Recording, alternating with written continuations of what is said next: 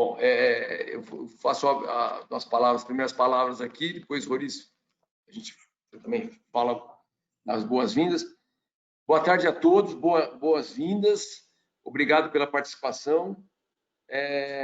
Agradecer imensamente a AICES por mais esse evento, em parceria com a Abiplast e a ABF. Eu acho que o momento é extremamente importante, devido a toda essa turbulência que a gente vem passando, e a gente, nessa próxima, na fala de vocês, nas palestras, a gente vai ter uma boa informação de como anda o mercado, as perspectivas de mercado e principalmente da resina no Brasil, que para nós a matéria-prima é o principal insumo. Então, acho que a gente vai ter bastante conteúdo aí, até para a gente formar opinião, para a gente ter um panorama mais assertivo aí com o que está acontecendo no mundo e principalmente no Brasil. Eu quero agradecer a Maiara, a equipe da AICES, a Maiara, a Paula, a Luli e o Renato, por terem dado todo esse apoio e por fazer acontecer esse evento aí que eu tenho certeza, será de grande valia aí para todos os transformadores do Brasil. Muito obrigado. Roriz. Bom, eu queria dar uma boa tarde a todo mundo. Eu queria agradecer o Rogério, o pessoal da BF, tá, por essa parceria nesse momento tão importante, onde a cada dia a gente tem uma notícia nova sobre o que está acontecendo. O pessoal da AICES, todos que se prontificou a fazer essa apresentação de perspectiva do mercado de resina no Brasil. O fato é que as empresas agora estão fazendo seus orçamentos, estão fazendo as projeções aí para o próximo ano. E antes da pandemia, né, o suprimento de matérias-primas ele estava praticamente normalizado, né, com as leis do mercado. Depois da pandemia, nós observamos aí uma desorganização muito grande de mercado. Algumas empresas pararam. Também o estoque em movimento, né, você teve problema com a logística, né, muito do que é ofertado nas empresas, né, e vão para os países, estão em navios, etc. E isso também, portos parados, etc. Então, assim, a grande questão que a gente espera que vocês nos respondam hoje é, passado a pandemia, né, e passado toda essa injeção de dinheiro no mercado, né, será que, quando é que vão se normalizar aí as ofertas? E até porque também não há nada que indique que você vai ter uma elevação nos preços de petróleo, porque a demanda não aponta para isso. Então, assim, quais são as informações aí que vocês podem nos trazer para que a gente norteie aí os nossos rumos no que diz respeito à resina e principalmente aqui no Brasil, né? Então, mais uma vez, muito obrigado e uma boa reunião aí para todo mundo. Obrigado. Seguimos, Maiara. Agora é com vocês. Muito obrigada. Joia, obrigada. Eu que agradeço a parceria da ABF e a Abiplast nessa iniciativa que nos reúne hoje. Eu tenho o prazer de participar e de dar boas-vindas por parte da ICIS. E agora, com o novo ano bem próximo, é realmente um ótimo momento para entender mais sobre os mercados, para clarear a visão do que tem acontecido, entender o que está acontecendo agora e o que pode acontecer. Então, hoje nós estamos em muitas pessoas conectadas e essa alta adesão reforça como é importante a gente ter as melhores informações, tomar as decisões mais assertivas, ainda mais em momentos chaves de planejamento do negócio, como é o planejamento do orçamento, não é? Bem, nós estamos com um suporte técnico em Houston, então às vezes nós vamos falar next para avançarem os slides para nós, e esse é um momento next, please. Existe algum atraso entre a gente conseguir ver, mas aqui eu queria mostrar aqui junto a mim, os especialistas da ICIS que vão compartilhar o conhecimento conosco são Paula Leardini, analista sênior de plásticos reciclados, Renato Prim, o editor sênior de mercado de polietileno, polipropileno e poliestireno, e Luli Stephens, editora de mercado para PET e PVC. Bem, na agenda de hoje, no próximo slide, next, nós vamos falar sobre, tem uma introdução com megatendências, entrar em detalhes dos mercados, primeiro o polietileno, depois o polipropileno, PET, PVC e poliestireno. Vocês vão ver que aqui na caixinha que vocês conseguem ver na tela tem uma aba que chama perguntas. A qualquer momento vocês podem enviar, já enviando as suas perguntas, que os especialistas vão respondê-las. Não sei o quanto tempo a gente vai ter no final, mas a gente consegue ver quem enviou a pergunta para, de repente, responder por e-mail depois, tá bem? Então, podem interagir conosco de maneira escrita. E também, já que a gente vai passar aí uns momentos juntos essa tarde, que acaba sendo assim, 2 horas programada, eu preparei um quiz, next, Nath, por favor, um quiz next again, que é para a gente interagir de uma maneira assim mais lúdica. É um quiz de curiosidades. Então agora, se vocês puderem participar desse quiz dentro do slido.com, vocês podem abrir no navegador do computador ou do celular. É simples, basta colocar slido.com e a hashtag que vai aparecer, essa caixinha que vocês estão vendo no slide, só colocar a hashtag ICIS, que a gente vai jogar algumas perguntas ali para vocês clicarem, e o mais interessante é ver as respostas. E assim, se pedir algum nome, pode colocar um apelido, qualquer palavra, porque a intenção não é a gente receber nada, isso daqui a intenção é vocês receberem algumas respostas legais, e a cada resina a gente ter ali 3 perguntas de quiz para fixar bem alguns pontos interessantes desses mercados. Então, movendo para o próximo slide, next.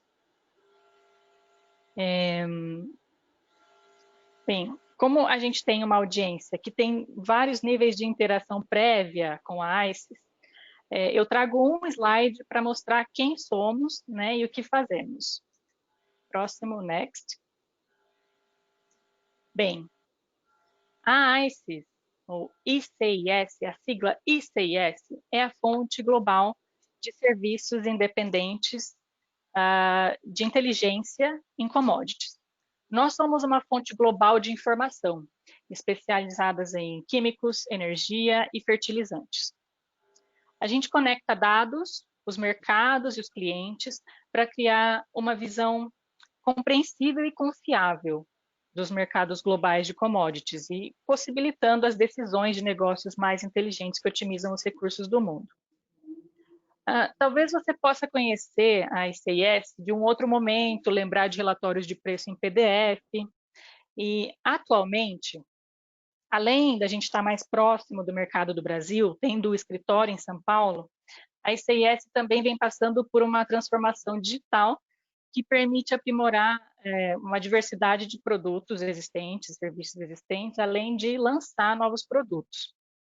Então, a ICIS oferece informações de preços, oferta e demanda, análise de mercado e relatórios, previsão dos preços e ferramentas analíticas e notícias. Então, tudo que tem de acontecimento, ou publicações macroeconômicas, industriais, a ICIS analisa para trazer uma perspectiva de impacto nos mercados químicos. E dessa maneira, os clientes têm as informações relevantes para suportar os seus negócios. No próximo, next, eu trago aqui alguns dados macroeconômicos, como a estimativa do PIB. Para o Brasil, a estimativa é uma regressão de 5,8 para esse ano e um crescimento de 2,8 para o próximo ano. E a gente vê também que o PIB global para o próximo ano tem uma estimativa de crescimento de 5,2 e para a América Latina de 3,6. Esses números, né, o PIB, ele era um bom balizador para estimar crescimento de alguns setores, mas na atual conjuntura, isso não é mais válido para muitos deles, não é? Cada setor teve seu desenvolvimento característico, e aí, por exemplo, no próximo slide, no next, eu falo sobre especificamente um gráfico do crescimento de embalagens plásticas. Nos 6 primeiros meses desse ano, ele cresceu 4,3%. E vem crescendo superior ao ano passado, como mostra essa recuperação em V, né? Se fosse pegar o ano inteiro, seria esses 3 meses estão sendo a elevação de recuperação do V, mas sempre esteve bem as embalagens plásticas, mesmo enquanto outros setores estavam indo muito mal. Então, 4,3% de crescimento, enquanto o PIB está negativo, está aí bem na contramão, enquanto outros setores, por exemplo, eu trago de construção e automotivo, ainda seguem negativos, contando os 9 primeiros meses do ano. Também seguem numa recuperação em V, subindo a cada mês, mas o destaque que eu queria dar aqui é a diferença entre esses setores.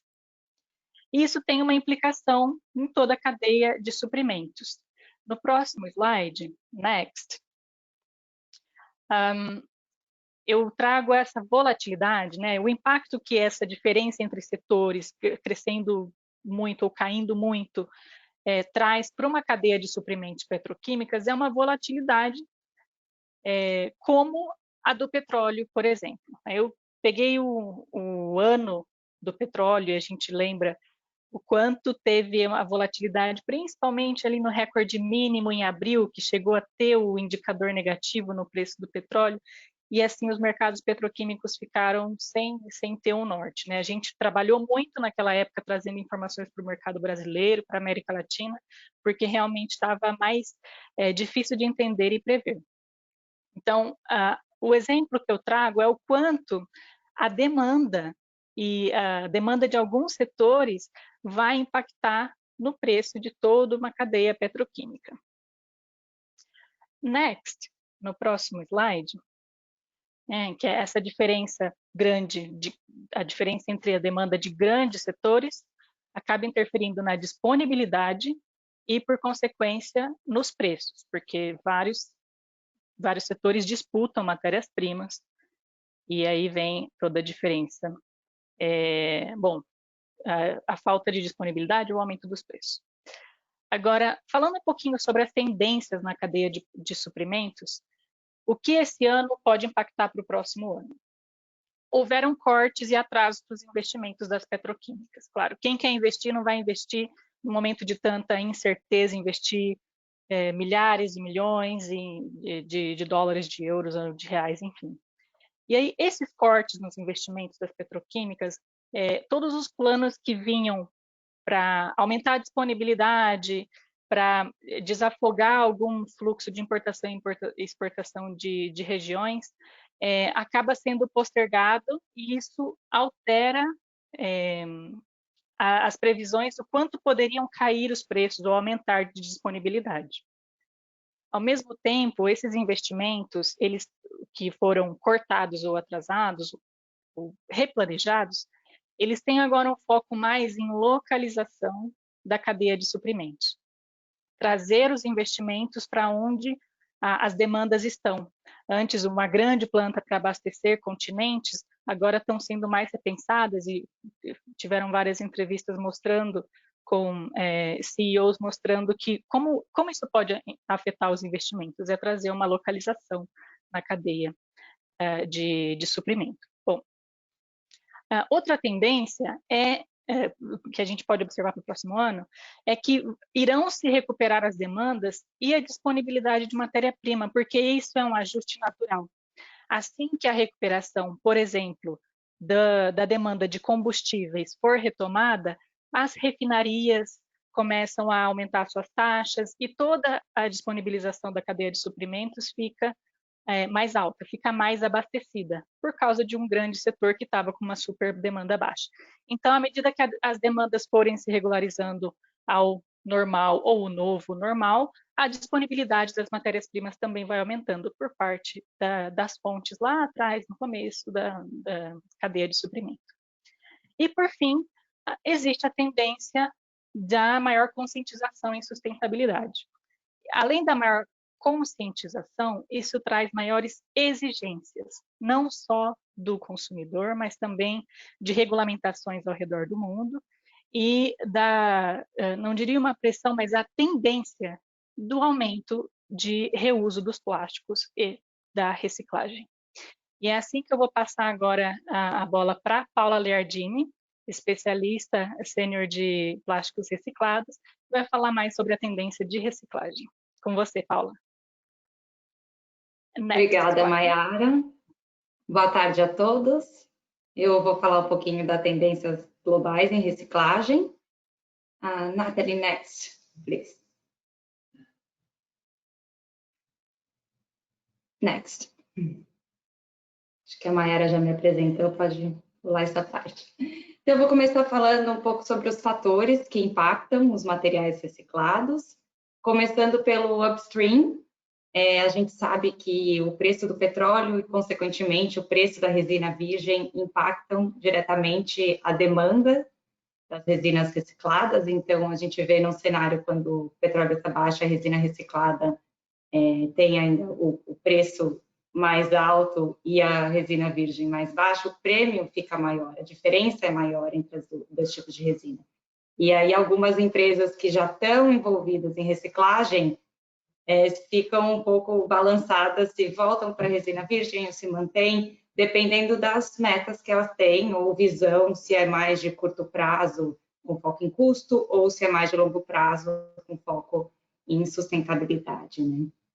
E aí, além da situação política e econômica e também o comportamento do consumidor, a gente vê um fator importante é a regulamentação. Então, eu vou falar no próximo slide um pouco das legislações na Europa, como referência, mas é interessante ver o impacto global que isso traz também, porque tudo que começou lá na Europa, com a regulamentação lá, com isso as empresas tiveram que seguir, estão tendo que seguir essas metas, e essas empresas são globais. Então, acaba que as metas agora são globais ou regionais, mas em todos os lugares do mundo. Além disso, temos a inovação de novos materiais, embalagens, e o que a gente chama de um item aqui de inesperados, que são os desastres naturais e, mais recentemente, o coronavírus. A gente viu que durante o período da pandemia, em que os centros de reciclagem estavam por horário limitados, a coleta seletiva suspensa, os consumidores com receio de sair de casa, com isso teve uma menor disponibilidade de resíduo e, consequentemente, de resina reciclada também. Next. E no próximo slide eu vou falar um pouco, então, das metas de reciclagem na Europa.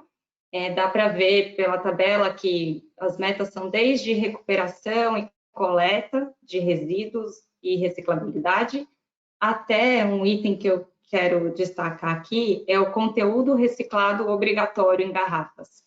Então, para 2025, a meta é de 25% para garrafas PET, e para 2030 é 30%, mas não só PET, garrafas no geral, incluindo outros tipos de material, que vai acabar sendo PET mais, e também PE, bastante, né, polietileno de alta densidade principalmente.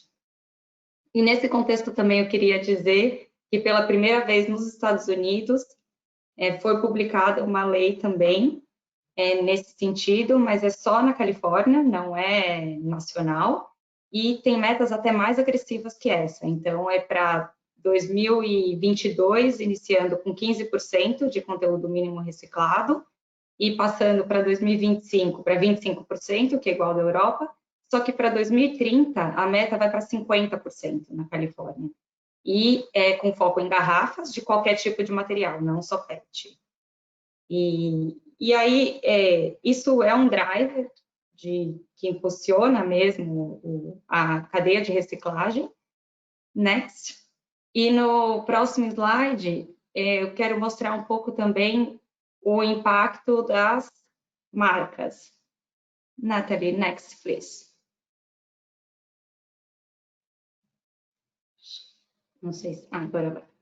E aí eu queria mostrar um pouco os resultados, o progresso do compromisso global. Então, só para contextualizar, há alguns anos a Ellen MacArthur Foundation lançou a New Plastics Economy, que é um documento que mostra alguns problemas do plástico, mas ainda mais focado na solução para facilitar a circularidade do plástico.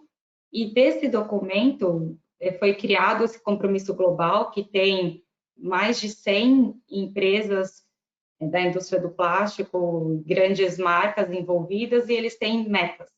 E agora, no início de novembro, saiu o resultado do progresso, isso é de 2019, então ainda não reflete a pandemia, mas é interessante, eu queria destacar alguns. O número 3, então, 65% das embalagens plásticas serem reutilizáveis, recicláveis ou compostáveis, a meta é 100%, e agora a gente está em 65%, e o item 4, que é bem importante naquela linha do conteúdo reciclado pós-consumo nas embalagens. Então, hoje, de acordo com esse relatório dessas empresas envolvidas, a gente tem 6% de conteúdo reciclado em embalagens.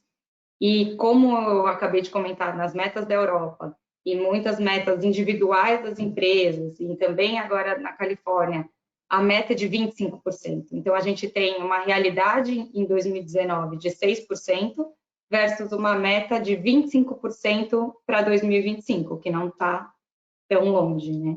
E no Brasil, a gente vê algumas marcas fazendo um trabalho bem legal nesse sentido. Então, a Danone lançou a Bonafonte, a garrafa 100% reciclada. A gente vê a Unilever com muitos produtos no mercado já reciclados também, embalagem de shampoo, etc. A Ambev com metas nessa área. Natura também, bem agressiva nesse sentido. A IP também trabalhando com vários produtos de limpeza e as embalagens recicladas. Então, a gente tem visto bastante avanço nas marcas e isso impulsiona a demanda. Next, please. E aí, no próximo slide, eu queria mostrar um pouco, no gráfico do lado esquerdo, são os volumes e de coleta na Europa, especificamente de PET. Então, no azul tem o que é o real, e as barras em verde é o que precisa ser coletado para que as empresas, para que o país, a região, atinja aquelas metas lá de 25% e de 30%. E isso, os nossos especialistas da Europa estavam contando que o crescimento da coleta ia ser de 3%, tem sido de 3% ao ano, e para que as metas sejam atingidas, precisaria ser de 9% ao ano.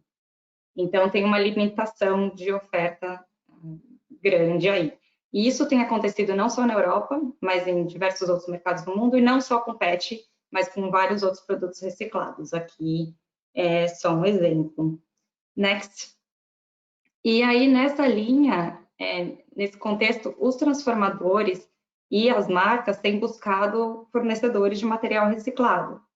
E para atender essa demanda, a ICIS criou um banco de dados de recicladores.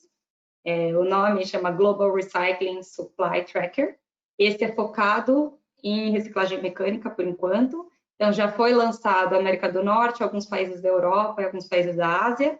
E agora, a próxima fase vai incluir os outros países da América Latina, incluindo o Brasil, e também outros países da Europa, também África, Oriente Médio, e outros da Ásia também, para ser global mesmo, né?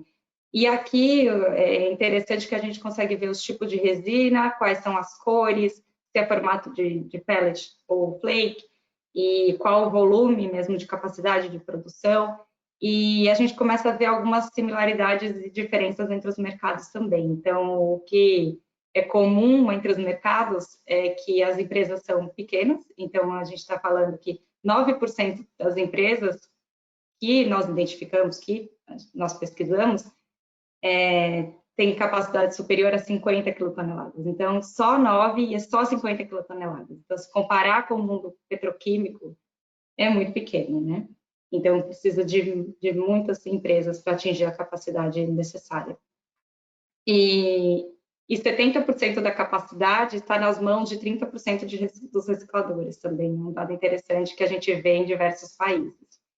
E a questão de quanto das resinas vai para PE, para PET ou PP, e quanto é indústria pós-consumo, isso varia bastante por região, eu não vou ter tempo de entrar em detalhes sobre isso agora, mas a gente pode conversar mais para frente sobre isso também, e principalmente quando a gente lançar o banco de dados no Brasil. Next. E aí, nessa linha, ali eu já estava falando da oferta, e no ponto de vista da demanda, eu quis trazer só um pouco aqui para onde a resina reciclada de PET vai, para que mercados, né? Eu trouxe aqui Europa e Estados Unidos. Na Europa, a gente vê que a maior parte vai para chapa, para termoformagem, nos Estados Unidos é fibra. Mas, independente disso, o principal recado desse slide é a tendência que a garrafa vai crescer. Então, esse percentual aqui da pizza, essa fatia da pizza da garrafa, tende a crescer. Primeiro, porque a demanda tem aumentado por parte das marcas, e segundo, porque é um mercado mais valorizado, mais do que a fibra, mais do que a termoformagem. Só que precisa da oferta, precisa de produto para isso. Next. E aí, nessa linha, já falei um pouco de oferta, um pouco de demanda, não vou mais entrar em detalhes sobre isso, mas aqui eu queria falar quais são os principais drivers de preço de reciclados. Então, além da oferta e demanda, é muito importante o custo de produção. Então, tem toda a questão da coleta, depois passa por triagem, cooperativas, até chegar no reciclador. Quando o reciclador recebe o produto, ainda precisa fazer uma seleção, precisa passar pelo processo de lavagem, triturar, secagem, depois passar por extrusão para peletizar. Então, é um custo alto. E a qualidade da resina reciclada influencia muito o preço também. Então, se você quer um produto que é grau alimento, vai ser mais caro. Se ele é cristal, transparente, vai ser mais caro. O colorido é mais barato. Então, isso varia bastante e é muito importante na definição do preço. Next. Então, com essa oferta limitada, demanda crescente e custos de produção ainda altos, e a questão da qualidade aqui, eu quero mostrar um exemplo do PET grau garrafa, grau alimento, né? E a gente pode ver que os preços dos reciclados se desvincularam do virgem. Então, aqui nos Estados Unidos, você vê também aqui o reciclado acima do virgem, e na Europa é maior ainda esse prêmio. A gente está falando que é mais de 90% de prêmio do reciclado sobre o virgem.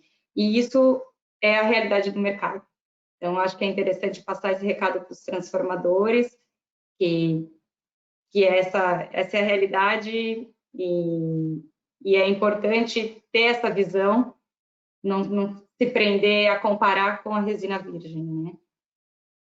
Next. E aí, no próximo slide, eu só queria mostrar, eu sei que a gente acaba falando muito de PET, muitas vezes de plásticos rígidos, né, em reciclagem, mas eu queria trazer aqui só algumas informações, algumas notícias em outros setores também. Então, eu sei que para a BF, aqui também presente, tem os produtores de imagens flexíveis, claro, então eu queria mostrar, por exemplo, a Dow já está oferecendo resina reciclada, que pode ser usada em filme, eles estão em parcerias com recicladores locais, e tem também aqui nos Estados Unidos, a The Recycling Partnership tem feito uma iniciativa focada em filmes e flexíveis para desenvolver a cadeia como um todo. Então, tem alguns exemplos por aí, a gente também pode conversar fora aqui do webinar sobre isso mais em detalhes, sobre o mercado de flexíveis, e em outras resinas também. Então, a gente vê uma coalizão sendo formada na área de polipropileno, também organizada pela Recycling Partnership nos Estados Unidos. A Braskem entrando com produto reciclado de PE e PP. Queria mostrar também, tem exemplos de poliestireno, E eu acho, para finalizar, eu queria falar sobre o plástico, o Pacto do Plástico. Então, isso, assim, países têm divulgado isso individualmente, mas costuma ser a Ellen MacArthur Foundation com parceiros locais que começam essas iniciativas, né? Então, assim, tem países na Europa que lançaram, e aí nas Américas, o Chile já tem o Pacto do Plástico, os Estados Unidos, agora em agosto, também iniciaram o pacto, e o Brasil já tem iniciado conversas no assunto, então está numa etapa de planejamento, a ideia é que talvez daqui a um ano seja lançado, e isso é interessante porque são metas, então para o plástico ser mais reciclável, as embalagens, né, têm maior índice de reciclabilidade, também incluir o conteúdo mínimo de material reciclado, e aí a gente não está falando de um setor específico, nem nenhum tipo específico de resina, é do país como um todo. Então, vai ser interessante quando também chegar essa oportunidade para o Brasil, que eu acho que ajuda a impulsionar a cadeia. Acho que é isso por agora, mas estou à disposição depois do webinar para conversar também. Obrigada a todos. Muito obrigada, Paula. Bom, podem continuar mandando suas perguntas na caixinha de perguntas. A Paula vai estar com a gente até perto das 4 horas. E vamos lá. Vamos para o momento de quiz. Next, Nath. Agora tem 3 perguntinhas de quiz, que algumas respostas vão ser respondidas ao longo da apresentação, mas é legal já criar essa curiosidade. E a gente vai lançar lá no slido.com, #ICIS. Então, alguns segundinhos para você abrir no seu navegador do computador ou do celular, slido.com, #ICIS. Eu vou abrir o meu aqui para a gente lançar o quiz. Vai ser um quiz geral, não tão... bem, é nosso quiz introdutório. Todos prontos? Se estiver precisando de algum nome, pode colocar um apelido. A gente não vai receber, não vai ter lista. É apenas para vocês acessarem as respostas que são interessantes. Então, vamos lá. O primeiro quiz.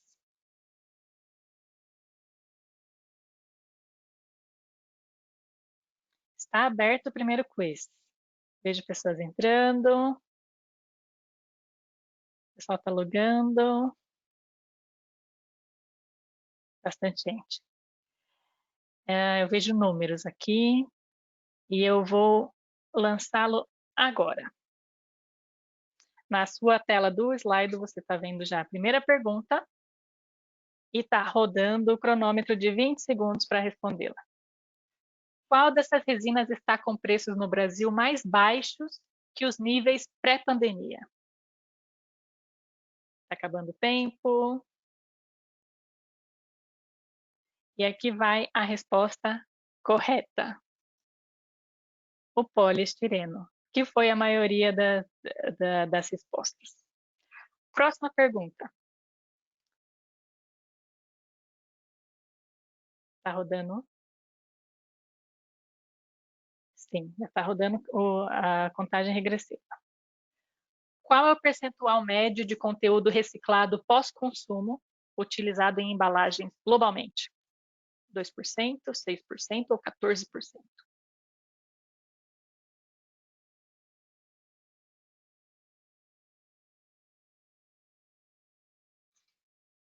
Acabando o tempo. A resposta certa é 6%. Próxima e última pergunta deste momento.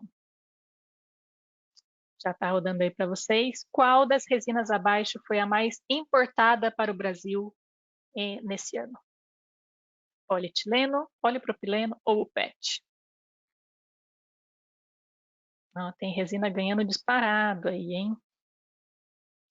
E o resultado é polietileno. Obrigada, pessoal, que entrou. Vai ter mais quiz rodando por aqui. E agora a gente segue a nossa apresentação. Next slide. please. E o próximo slide é sobre o polietileno, que eu convido o Renato Prim, o editor sênior de mercados, para falar sobre o mercado da resina de polietileno. Com você, Renato. Obrigado, Mayara. Obrigado, Rogério, José Ricardo, ABIF, ABPlast e todos os participantes. Eu estou aqui, eu vou começar com o polietileno. Em primeiro lugar, nós vamos conversar sobre a matéria-prima. Next, Natalie. Então, como a Petrobras tem contrato com a Braskem em base de nafta nos preços de Europa, ARA, aqui eu mostro um gráfico que demonstra a forte recuperação, quer dizer, uma boa recuperação desde abril, os preços mínimos, enquanto isso serve de base como a matéria-prima, principalmente para a região em toda. Tem algumas exceções, como o etileno 21 no México, que tem etano em vez de nafta para sua matéria-prima. Next.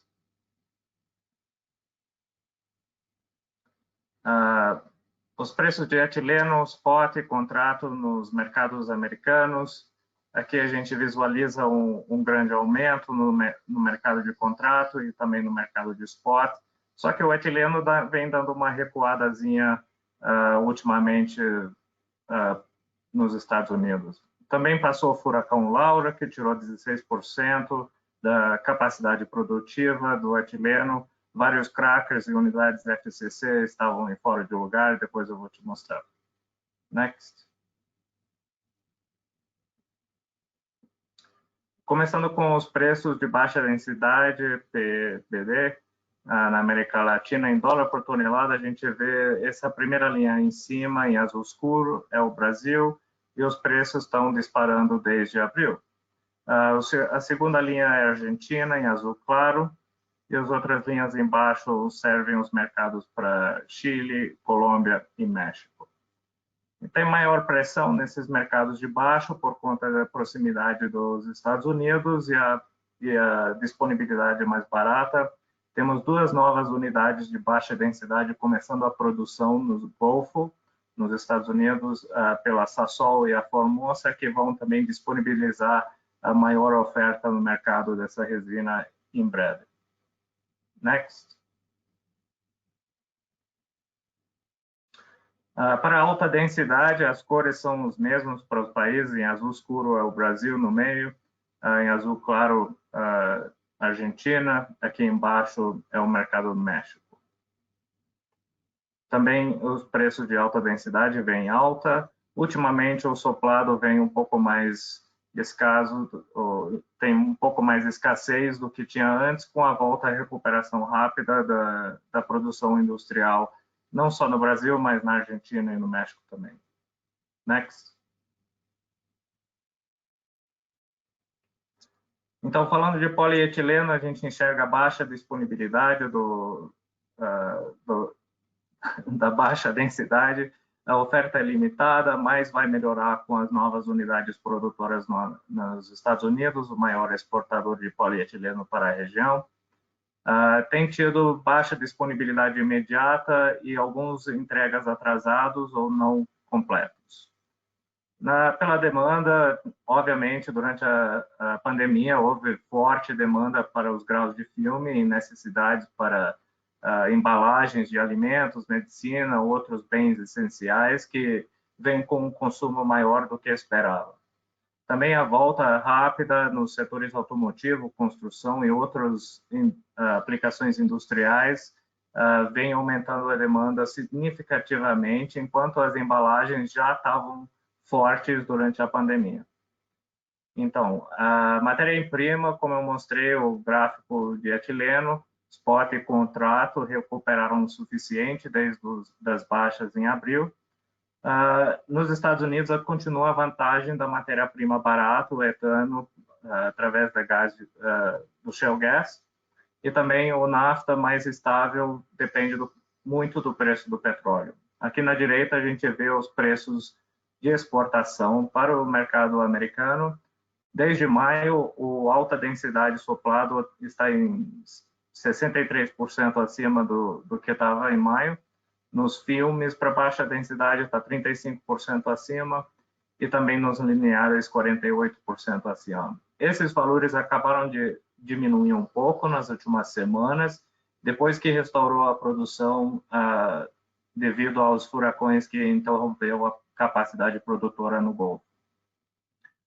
Também embaixo a gente enxerga aqui que no polietileno serve 32% do consumo global em polímeros para embalagens. Next.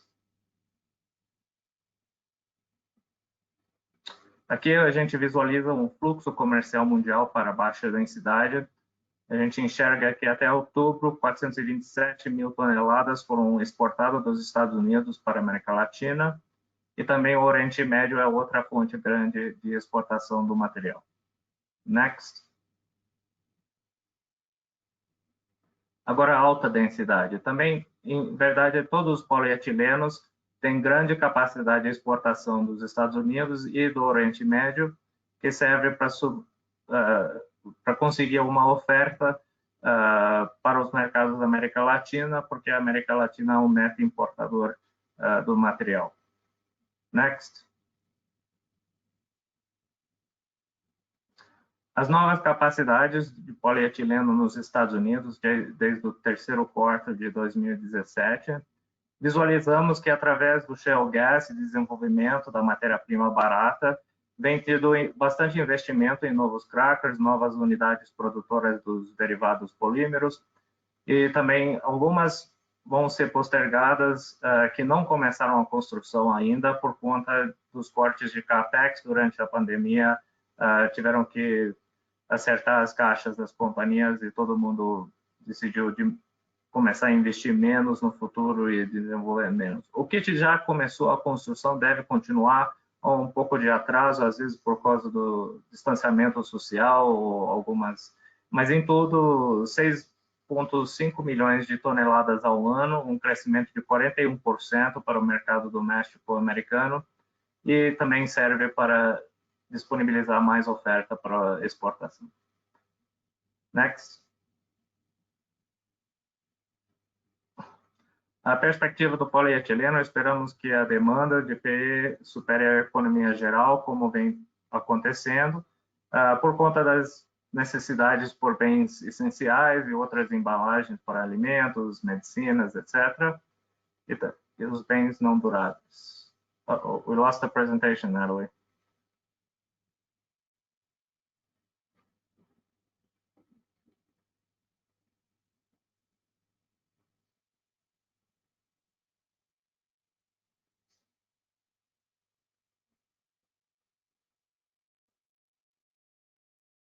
I think we're switching presenters. Obrigado, Maíra. Quando voltar, eu começo de novo.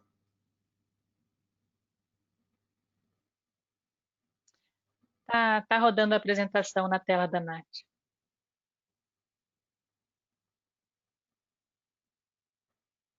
Please click allow once, Natalie.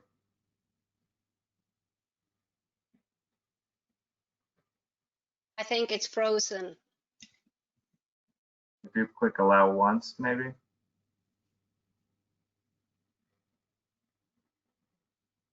Estamos com um probleminha de conexão, provavelmente, e a apresentação não está rodando. Acontece. Renato, você pode... o que você acha de prosseguir enquanto a apresentação fica rodando? Em algum momento ela vai aparecer. Não, tudo bem. Você tá, né, vamos sobre falar a um pouco mais do polietileno, então, né?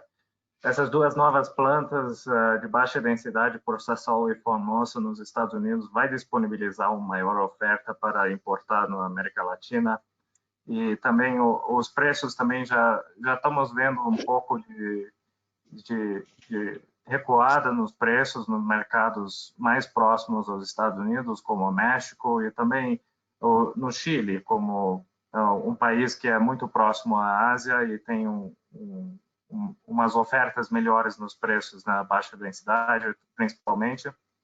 Mas também estamos chegando no ponto que, para aumentar mais os preços da resina, pode entrar em dificuldade, por conta da Braskem aumentar suas taxas de operação e está produzindo em 87%, já escutamos que eles estão resumindo as exportações pela Braskem mesmo, então deve estar melhorando a oferta para o material no Brasil. Bom, antes de falar de propileno e polipropileno, vamos ver se a gente volta aqui. Fico pensando em outras coisas para contar para vocês. Eu posso já falar sobre forecast, Renato. Pode ser. E bem, a ICS vem passando pela transformação digital que nos permite desenvolver novos produtos, serviços que visam apoiar os clientes na tomada de decisão, incluindo dados de preços futuros das commodities. Bem, a ICS, como qualquer empresa de mercado, não possui a bola de cristal que prevê exatamente o que vai acontecer amanhã. Mas a ICS tem uma grande quantidade de dados que permite que a gente analise de uma forma profunda o mercado e, dessa forma, através de uma modelagem robusta, é possível entregar dados que apoiam a tomada de decisão. Então, empregando um modelo integrado, as previsões de preço da ICS são consistentes ao longo de toda a cadeia de valor, desde o petróleo, gás, nafta e até a matéria-prima e seus derivados. Então, esse modelo analisa em toda a cadeia a oferta, a demanda, sazonalidade, os fluxos comerciais, preços spot, os níveis de estoque, também disponibilidade de feedstock e margens e o sentimento do mercado. Então, além disso, a nossa presença global permite um acompanhamento em tempo real dos acontecimentos do mercado, os impactos que os acontecimentos trazem nas previsões de preço. Dessa forma, a gente pode atualizar os dados, mostrando esses impactos nos preços futuros das commodities. Acho que já voltou. Next. Agora a gente já restabeleceu a conexão com a tela. E como eu estava mostrando essa metodologia de forecast, tudo que é considerado para ter esse modelo integrado e conseguir fazer as atualizações à medida que algum acontecimento importante acontece constantemente. Next. Então, eu trago para vocês, sobre o polietileno, a curva do forecast, que está representado os preços futuros a partir da linha pontilhada. Então, as linhas cheias são os preços que aconteceram e o que está mais claro em cor são os preços futuros. Inclusive, a pontilhada da esquerda que vocês podem ver é o que estava previsto e dentro das pontilhadas é o que realmente aconteceu dentro dessa linha prevista de mínimos e máximos, que está continuando aí com as previsões. É importante notar também que esse gráfico é o gráfico dos Estados Unidos, porque é um benchmark petroquímico de preços e as tendências dos químicos. Pode ser que para o Brasil tenha algumas coisas específicas, alguns pontos específicos, mas quando a gente olha uma linha de tendência, a linha de tendência de preços pode ser um excelente benchmark. Next. Agora vamos fazer um momento de quiz, 3 perguntas de polietileno. Vocês estão com a janela aberta aí do Slido, no celular ou no computador. Slido.com, #ICS, que eu vou lançar o próximo quiz. Esse vai ser mais rápido, porque provavelmente já estamos conectados nele. Acabei de lançar.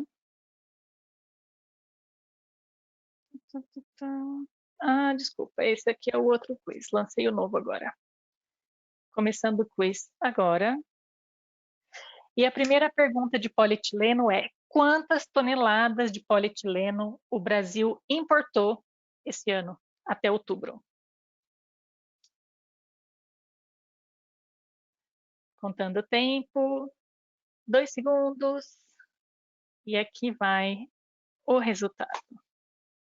Foram 850 mil toneladas de polietileno importadas para o Brasil até outubro.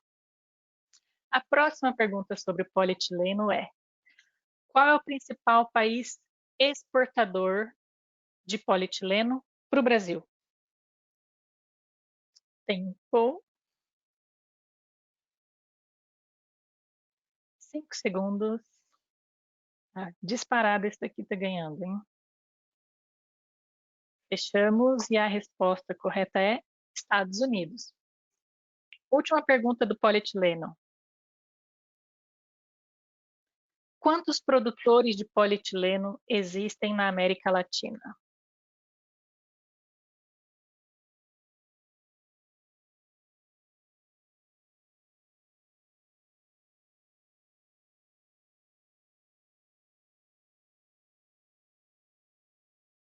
Acabou o tempo e o resultado é...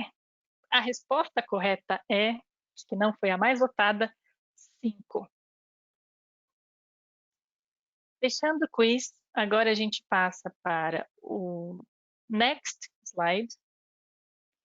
E eu convido o Renato a continuar com a apresentação agora para o polipropileno. Vamos lá. Muito obrigado de novo, Mayara. Next slide. Também começamos um pouco discutindo, olhando o gráfico da NAFTA da Europa, que serve de matéria-prima para produzir propileno, polipropileno, etc. Então, assim, a $350 a tonelada, também temos que enxergar que temos uma desvalorização da moeda local, real, que despencou uns 35% contra o dólar. Então, não somente esses preços recuperando de $100 a $350 a tonelada, mas também tem a influência que custa 35% mais para o brasileiro pagar esse NAFTA no Brasil.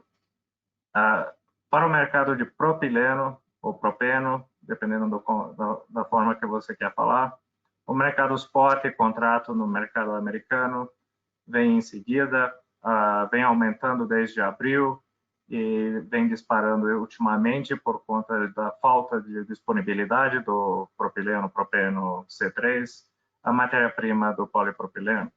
Também durante o furacão Laura e outros furacões que passaram depois, ficou um tempão 11% da capacidade produtora nos Estados Unidos fora de lugar. Também gostaria de mencionar que a falta de demanda por combustíveis globalmente vem afetando as taxas das refinarias, diminuindo a disponibilidade do C3, propileno, propeno, para a produção de polipropileno. Algumas unidades produtoras na região tiveram que reduzir suas taxas de produção do polipropileno também, por conta de falta de material de insumo. Next. Aqui a gente visualiza que 55% da disponibilidade do propileno vem das refinarias. Também tem o PDH, que é o desidrogenação do propileno também. Metástases é uma tecnologia pequena que tem pouca produção e alguns crackers que produzem através de uma matéria-prima um pouco mais pesado do que os gás líquidos etano, também conseguem produzir alguma quantidade de propileno. Next. Tem novos projetos de propileno a propósito ou propileno desidrogenação nos próximos anos para vir. Algumas dessas estão sendo postergadas. Tem uma nova tecnologia FCDH pela Dow que está fazendo que vai adicionar uma capacidade de 100 mil, mas é uma tecnologia diferente e vai ser surpreendente se isso começa a ser o padrão novo de produção de propileno através de falta de demanda por combustível, mas também a gente enxerga que as vacinas estão indo bem, com resultados bons, e talvez depois ou durante até o fim do primeiro trimestre do ano que vem, volta a demanda normal para combustível e as refinarias podem aumentar suas taxas de operação. Next.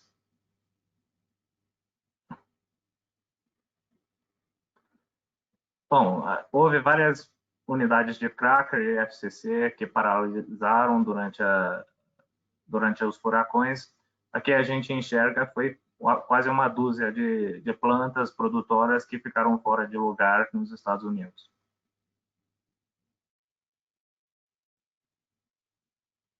Next. Agora passando para os preços de polipropileno. Esses preços estão acima dos seus níveis em janeiro para todos os mercados. De novo, aqui a primeira linha em azul escuro é o Brasil, azul claro a Argentina, esse verde claro é o México, embaixo Colômbia e Chile. Bom, por conta da falta da matéria-prima e taxas reduzidas, o mercado ficou super apertado e os preços estão disparando e continua mais ou menos assim, não só na América Latina, mas em outras regiões também. Também houve um incêndio na sala de controle na Coreia do Sul, um dos grandes mercados exportadores para a América Latina. Mal ou bem, os Estados Unidos não têm tanta disponibilidade de polipropileno para exportar. Vem 1/3 da Coreia do Sul ou da Ásia e 2/3 do Oriente Médio. Next.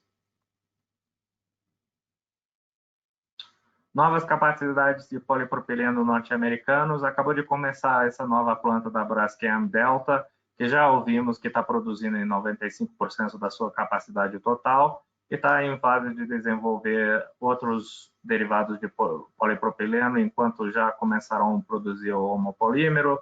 Tem alguns grados de copolímero que ainda vão começar a produzir em breve. Nos próximos anos, tem postergado algumas desses investimentos em novas capacidades de polipropileno, mas ainda enxergamos que vão vir 1 ano atrasado, 2 anos atrasado, mas nos próximos 5 anos. Next. No polipropileno, a falta do propileno C3, insumo para o polipropileno, vem baixa. E a baixa disponibilidade reduziu as taxas operacionais no polipropileno também. E também o novo projeto Delta no Texas, que está começando a produzir 95% da sua capacidade, não necessariamente servirá para os mercados da América Latina, mas disponibilizará mais material do polipropileno da Braskem dentro do Brasil para a região.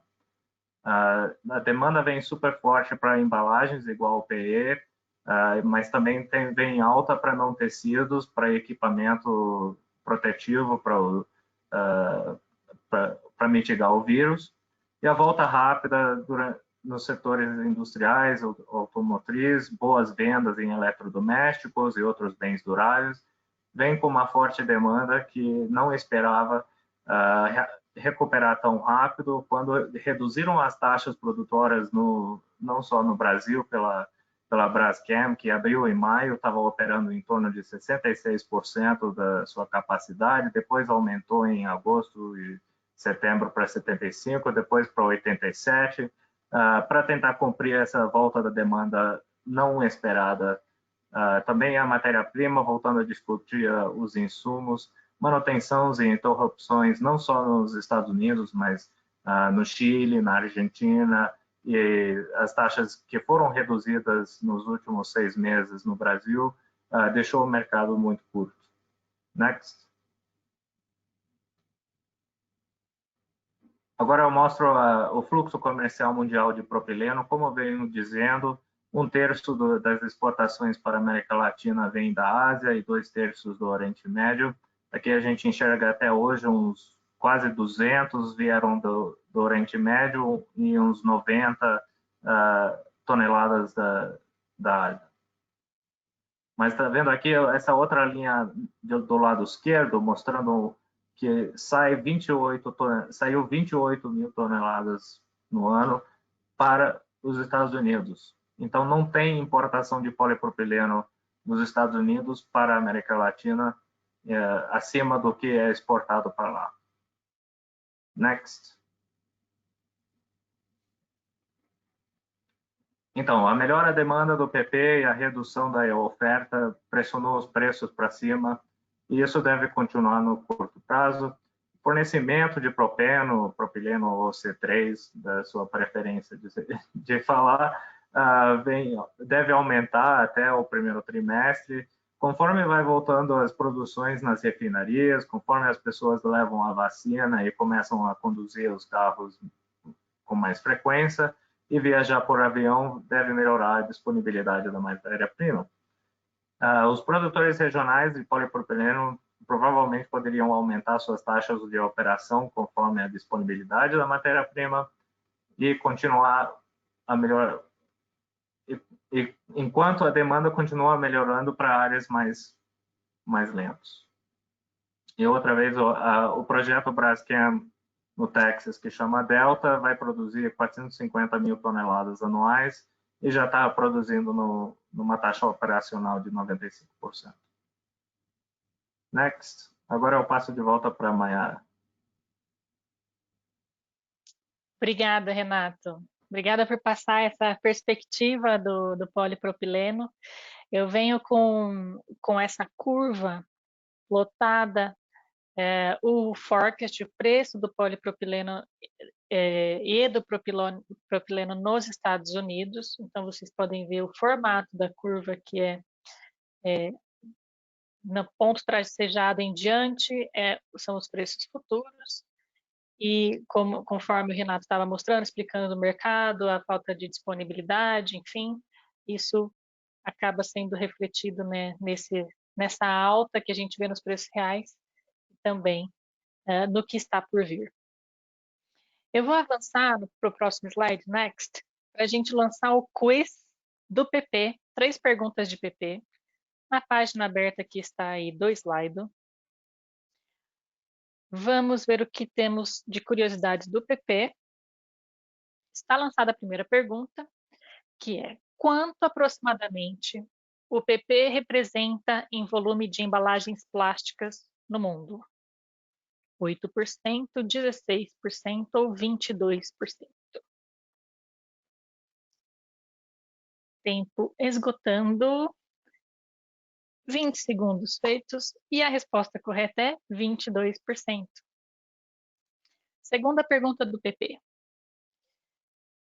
Qual das opções abaixo é a maior fonte de propileno? Refinarias, crackers ou metáteses? 5 segundos. E a resposta certa é refinarias. Última pergunta do PP.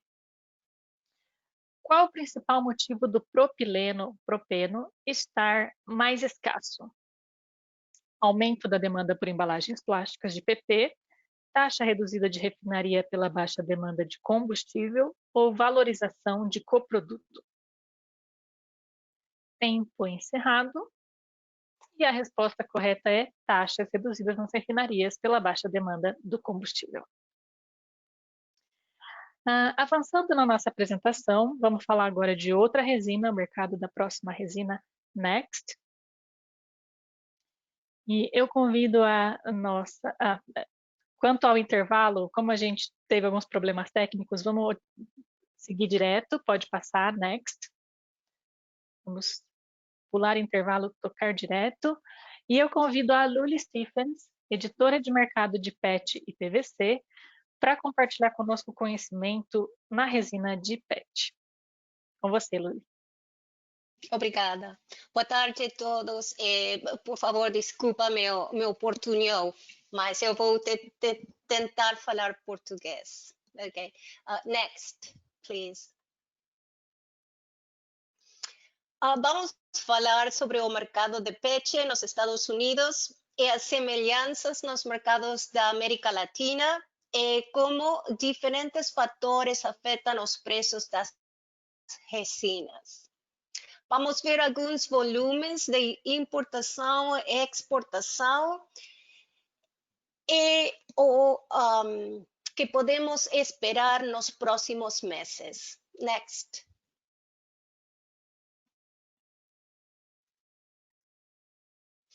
Em relação à produção, o ano 2020 começou forte, com altas taxas de operação do peixe. Mas no segundo trimestre, algumas empresas como a produtora de peixe Alpec e a consumidora Coca-Cola registraram algumas perdas.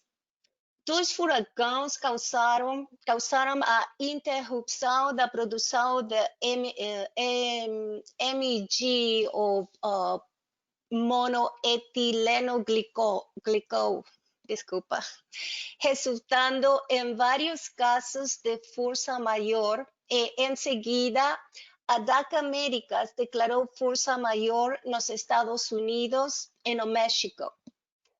Apesar da situação de oferta restrita de peixe, não houve alívio por parte do segmento de reciclagem, já que o reciclagem tinha seus próprios desafios devido à pandemia e ao aumento dos custos de produção. A demanda de peixe nos Estados Unidos foi forte ao longo do ano, suportada por embalagens de peixe para alimentos, bebidas e seu uso em protetores faciais, folhas de proteção em locais públicos, etc., para prevenir o contágio.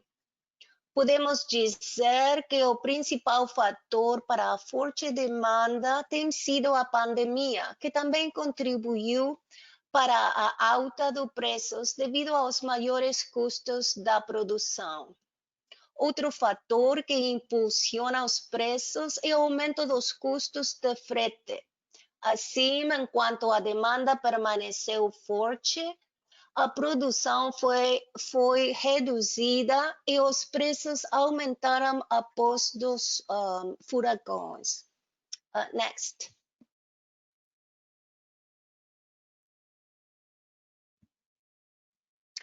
Os preços das matérias-primas permanecem baixos, em linha com os baixos preços do petróleo, que chegaram ao fundo no final de abril. Os preços de MG aumentaram após as declarações de força maior, mas os preços de contrato de novembro nos Estados Unidos permaneceram estáveis.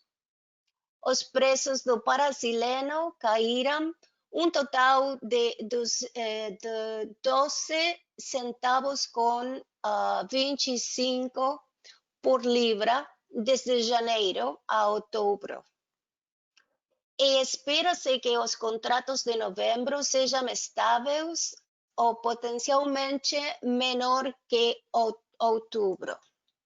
Next, please.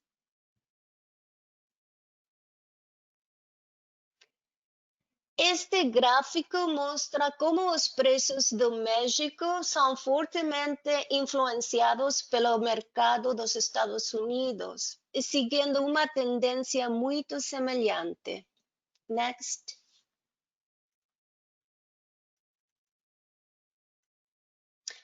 Aqui vemos os preços da Argentina e do Brasil.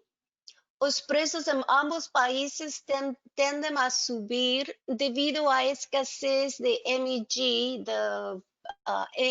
MEG, normalmente importado dos Estados Unidos, e também ao aumento dos custos de frete, que fazem parte da fórmula dos preços de peixe na América Latina. Next, please.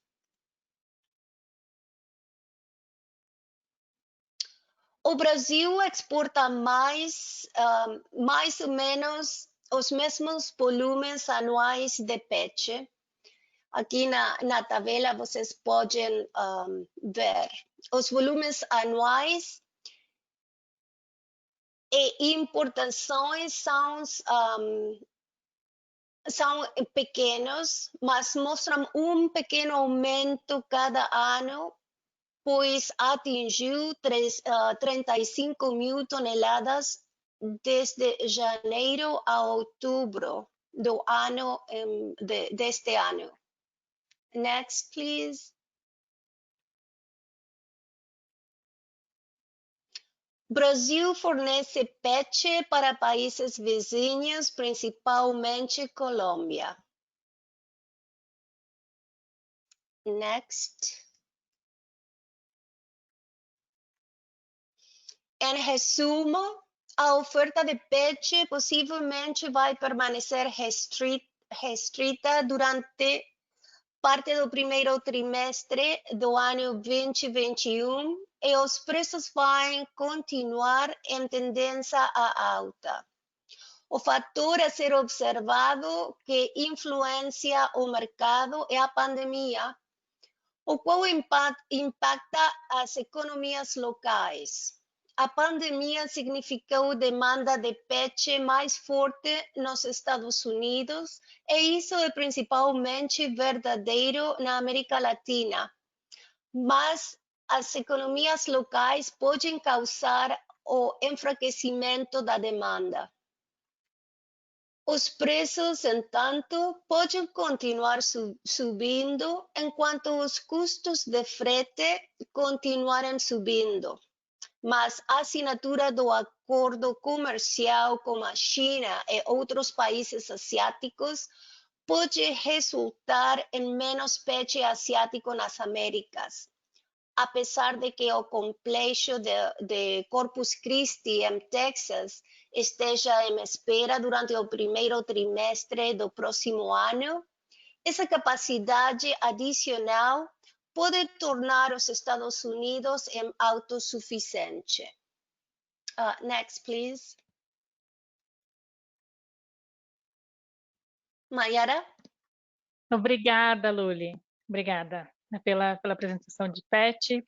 Podem continuar enviando suas perguntas sobre PET para a Luli na caixinha de perguntas.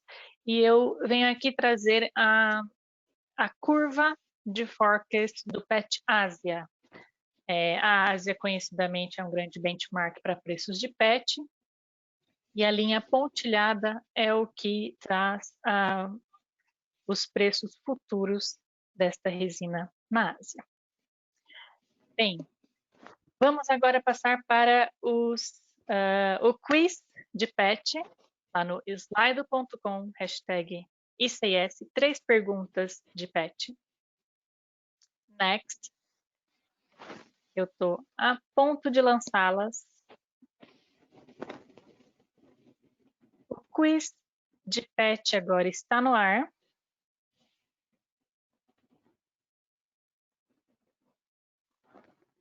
E a primeira pergunta é: qual país mais fornece PET para o Brasil?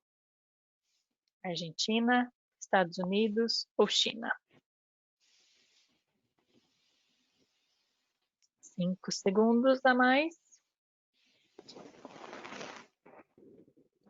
E aqui vai a resposta, aparece na tela para vocês, em primeira mão quem está no slide. A resposta é Argentina, maior fornecedor de PET para o Brasil. Próxima pergunta é: quais desses químicos mais impacta o preço do PET? Estireno e tolueno, MEG e paraxileno, o soda cáustica e acetona. Mais 5 segundos.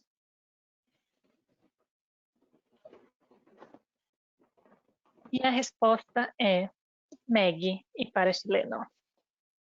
Última pergunta de PET. O quanto aproximadamente o PET representa no volume global de embalagens plásticas no mundo?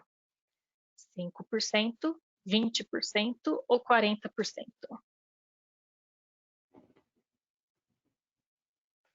Fechando em 3 segundos. Bem equilibrado, né? A resposta é 20%. Fechando esse quiz, vamos dar sequência a mais uma resina apresentada pela Luli, que é o PVC. Next.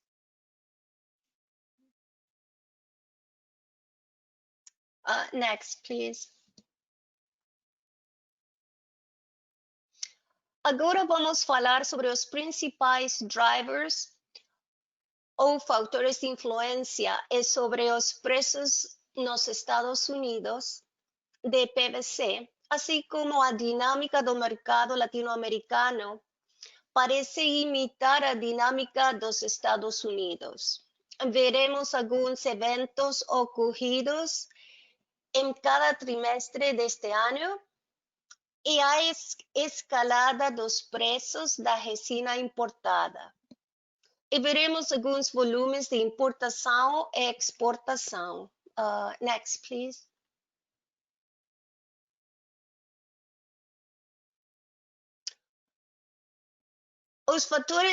Os preços da PVC caíram em abril e maio, como aqui mostra o gráfico, após a grande queda do petróleo.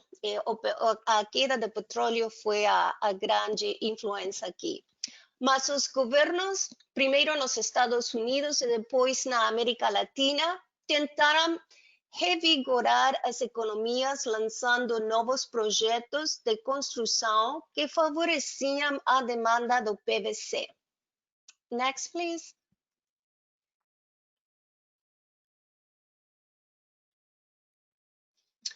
Aqui podemos ver como os preços do PVC na América Latina seguem a mesma tendência observada nos Estados Unidos, mas talvez com um atraso de 2 ou 3 semanas. Embora a Argentina mostre os preços entregados na planta do cliente mais altos neste gráfico, o Brasil é o país que está pagando os preços mais altos com base CFR pelo PVC importado, com compras fechadas a uns $1.425 por tonelada, CFR Brasil. Next, please.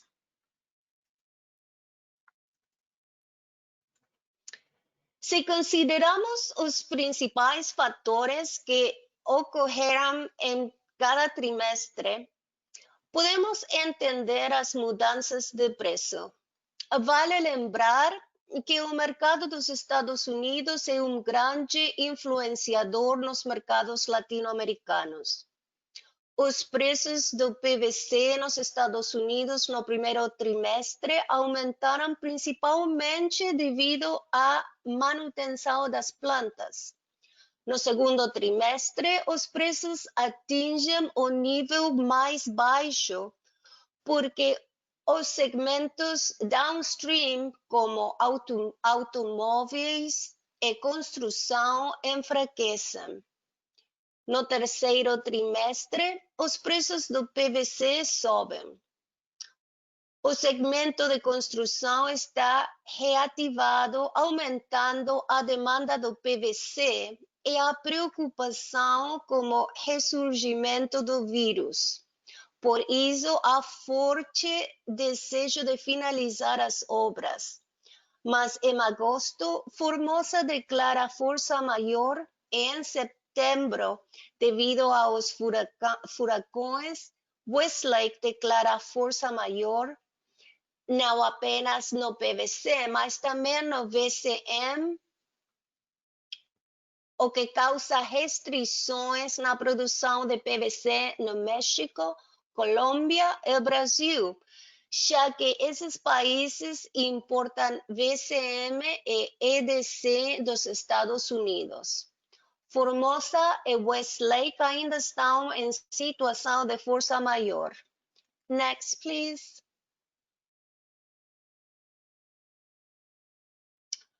No quarto trimestre, a demanda global está forte e a oferta restrita. Shintech nos Estados Unidos entra em manutenção, causando ainda mais aperto no fornecimento de PVC. Há escassez de exportações de PVC dos Estados Unidos para a América Latina. A redução na produção de PVC no México, Colômbia e Brasil. A Argentina exporta para o Brasil, restringindo a oferta local. Espera-se que a produção local na América Latina melhore e volte aos níveis normais em dezembro. Next, please.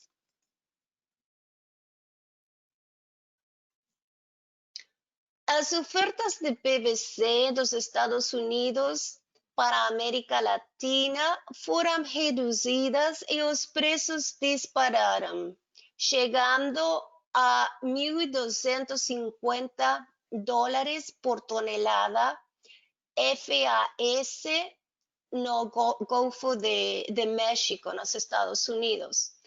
O México não tem nenhum produto para exportação a maior parte de novembro. Next, please.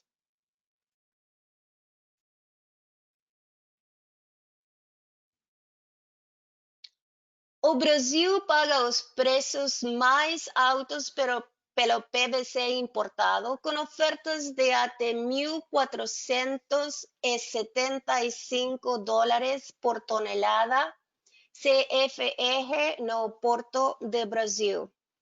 Os países da costa do Pacífico de América do Sul importam resina a cerca de $1.300 por tonelada CFR, Porto Principal.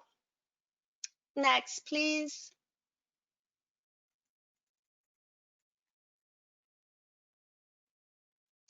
O Brasil é importador neto de PVC, com volumes importados no período de janeiro a outubro dos últimos 3 anos, em torno de 300.000 toneladas. A Colômbia é o principal fornecedor, seguida pela Argentina.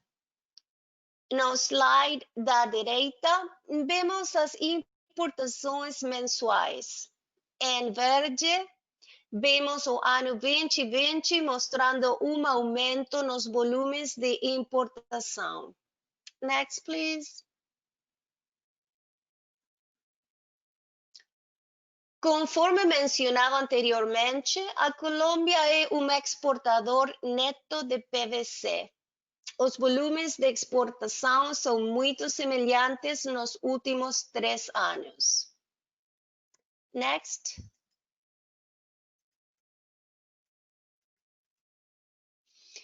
Em resumo, a oferta de PVC começou a melhorar no final de novembro, mas espera-se que o mercado fique apertado durante parte do primeiro trimestre do ano 2021. Os custos de frete mais altos, que atualmente estão em torno de $4.000 por container, e que continuam em alta, continuarão afetando os preços do PVC. A assinatura do acordo econômico entre China, Coreia do Sul, Austrália e outros países asiáticos vão impactar as rotas do produto nos próximos anos. Isso é todo o material que eu tenho sobre PVC. Agora, Mayara, muito obrigada. Obrigada, Luli. Obrigada pela apresentação de PET PVC. A Luli segue com a gente para responder as perguntas que vão chegando aqui na caixinha de perguntas escritas. Obrigada, Luli. Next. Para encerrar o PVC, eu trago a curva, a tendência com os preços do PVC, o forecast. O pontilhado é o que está de preços futuros e foi tomado como benchmark o PVC da Ásia. Então, você vê que até o momento ele foi subindo, tem um V chegando aí num pico e ele segue em alta por um bom tempo. Next. Agora a gente vai lançar o quiz de PVC, antes de passar para a última resina, que vai ser o poliestireno. Lá no slido.com, #ICIS, você pode ver o quiz sobre o PVC, que está sendo lançado agora. Primeira pergunta de PVC. Qual dos acontecimentos abaixo não aconteceu com o PVC no segundo semestre?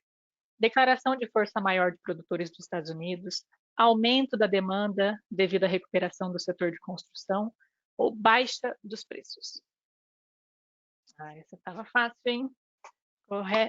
A resposta correta é baixa dos preços. Não aconteceu. Aconteceu a alta dos preços. Próxima pergunta. Qual país mais fornece PVC para o Brasil? Estados Unidos, Colômbia ou China? Mais 5 segundos.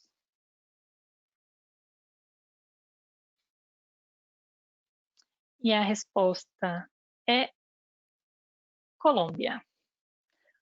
Última pergunta de PVC. O quanto aproximadamente o PVC representa no volume global de embalagens plásticas no mundo? 4%, 10% ou 18%? Fechando em 3 segundos. E aqui vai a resposta. 4% de PVC. 4% das embalagens plásticas são de PVC. Seguimos agora com a apresentação da última resina, falando sobre o mercado de poliestireno. Next. Eu passo a bola para o Renato novamente. É com você, Renato. Obrigado, Mayara. Voltando mais uma vez para conversar de poliestireno. Um mercado super interessante nas últimas semanas. Next. Em primeiro lugar, temos que enxergar os preços de benzeno no mercado americano, um benchmark para o mundo também. Os preços ficaram bem baixos em abril, por conta do preço do petróleo ter caído. Ultimamente, tem entrado num momento de um pouquinho de mais escassez. Os inventários de benzeno nos Estados Unidos vêm diminuindo por conta da alta demanda para o monômero de estireno da Europa e também da Ásia, mas continuam subindo por conta das taxas reduzidas nas refinarias não produzirem suficiente benzeno para a produção do monômero de estireno. Next.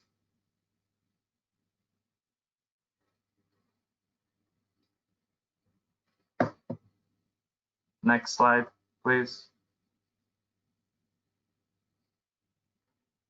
Os preços do mercado internacional para exportação do Brasil e da Argentina, para importação para Chile, Colômbia e México, a gente visualiza que os preços voltaram um pouquinho, mas não voltaram totalmente até os preços em janeiro.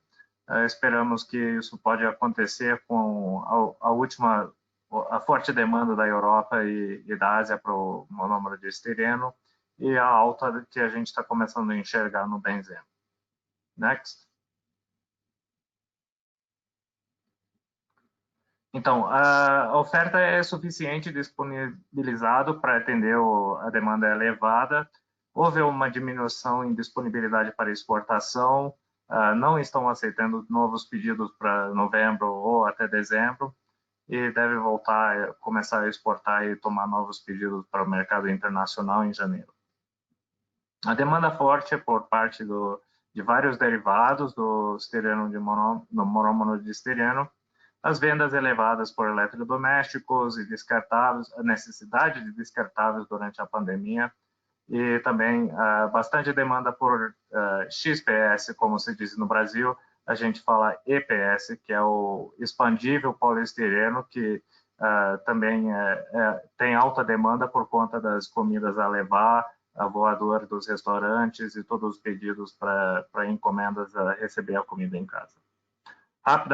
Rápida recuperação para os setores automotivo, construção e outras aplicações industriais vem pressionando a disponibilidade que vem sendo suficiente um pouquinho ultimamente.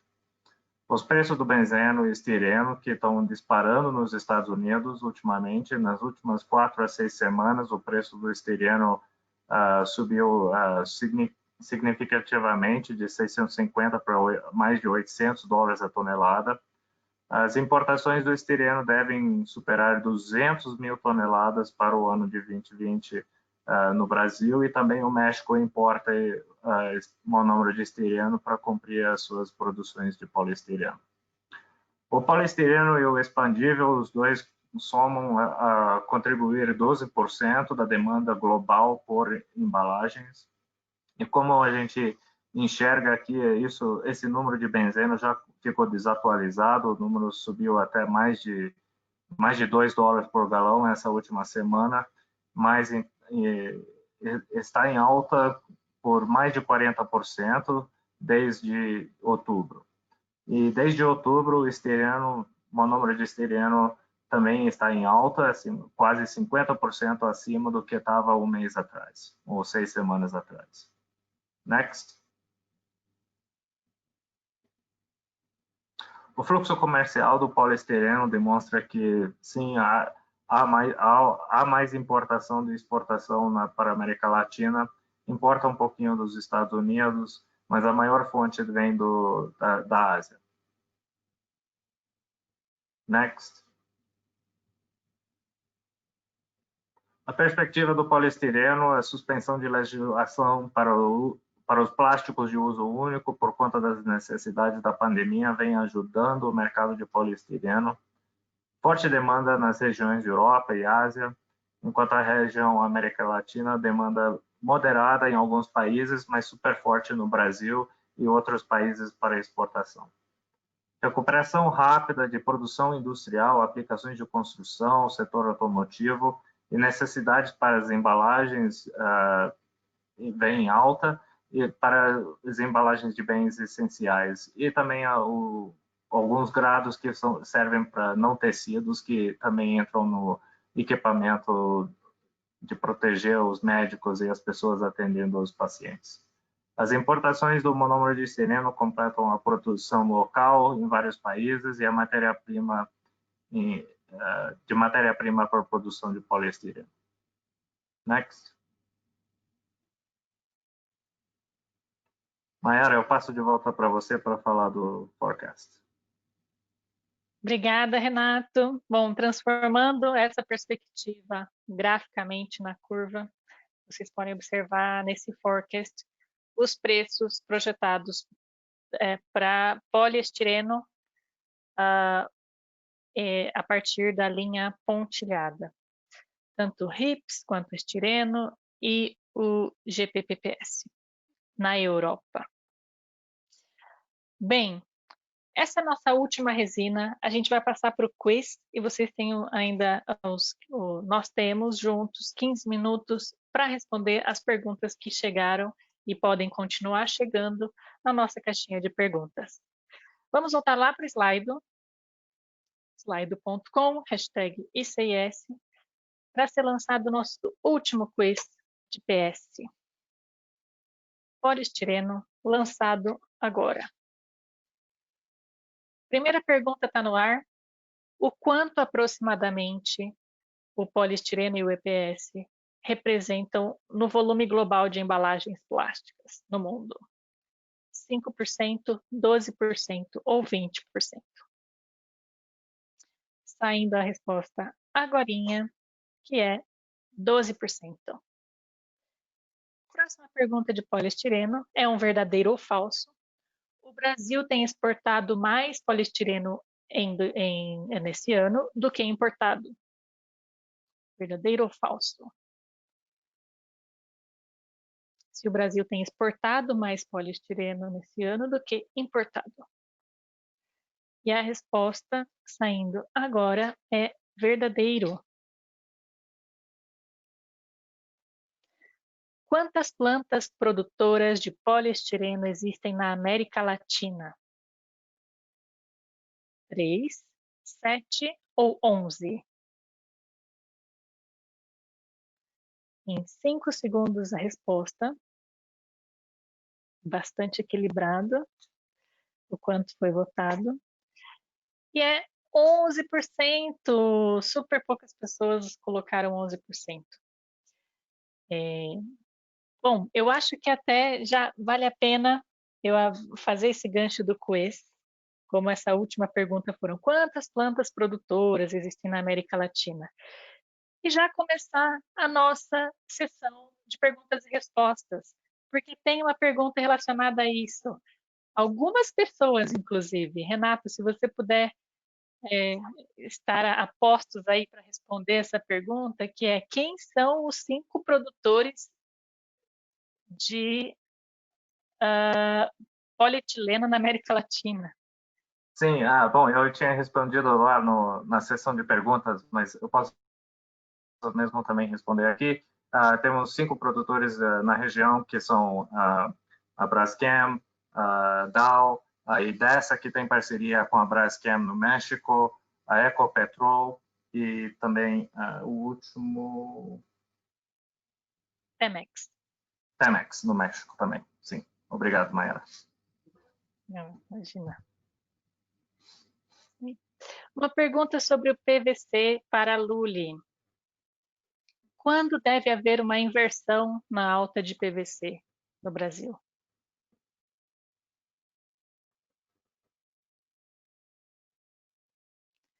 Por Está em favor, mudo, Luli. poderia repetir a pergunta? Quando deve haver uma inversão de preços na alta de PVC no Brasil? Eu entendi a pergunta dessa maneira, né? Já que o PVC está em tanta alta, quando deve baixar, por exemplo? Ok.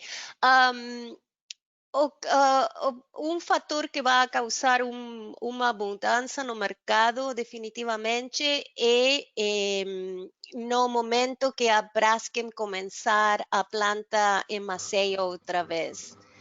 Eles disseram que a produção está começando agora, mas aparentemente produto não vai ter produto disponível para os clientes até no próximo ano. Então, eu acho que nesse momento o preço tem possibilidade de cair, mas também no próximo ano vai haver mais produto dos Estados Unidos e também de outros países em Latinoamérica, já que agora os produtores em Latinoamérica estão recebendo o monômero e também o EDC para a produção de PVC. Então, eu acho que no próximo ano, no primeiro trimestre, as condições vão estar mais equilibradas e os preços possivelmente baixem. Temos que esperar até o próximo ano. Obrigada. Obrigada, Luli. Uhum. Temos algumas perguntas relacionadas à perspectiva do polietileno, e foi no momento que a gente teve aquele problema técnico de perder a conexão, então eu vou pedir para que voltem ao slide. Nath, please, could you come back to the slide 31, please? E ao mesmo tempo, eu peço para que o Renato volte à perspectiva do polietileno, Renato, para passar novamente essa parte que pode ter ficado perdida aí no nosso problema técnico. Sem problemas. We missed the presentation. A gente perdeu a apresentação? Yeah, we lost. Já vai voltar a apresentação? On the slide 31. Bom, eu posso até esse slide não está querendo ser mostrado, não, hein?